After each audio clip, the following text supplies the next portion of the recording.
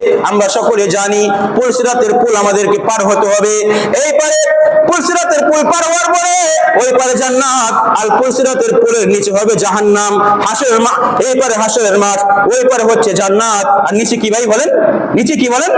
নিচে হচ্ছে জাহান্নাম। আর পুলসিরাতের পুলটা কেমন থাকবে? বার আমার বন্ধুরা আমার, যেমনি ভাবে অনেক বাড়ির মধ্যে দেয়াল দেয়, দেয়াল দেওয়ার পরে আবার ভাঙ্গা ভাঙ্গা কাঁচ দেয়ালের মধ্যে লাগায় দেয়, আবার তার কাটা দেয়ালের মধ্যে লাগায় দেয়, দেয় কি দেয় না বলেন? যাতে করে মানুষ ওই জায়গা দিয়ে উঠতে না পারে, হাঁটাচলা করতে না পারে, উঠতে গেলে যেন হাত ছিঁড়ে যায়, হাতের মধ্যে কাটা বিঁধে।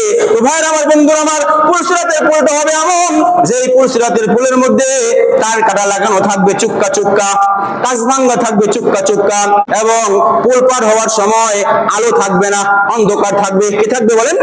অন্ধকার। আলোর ব্যবস্থা থাকবে না কিয়ামতের দিন। হ্যাঁ, আলোর ব্যবস্থা হবে তাদের জন্য যারা কি বলেন? ইমানদার, পাক্কা মুমিন, তাদের জন্য আলোর ব্যবস্থা থাকবে।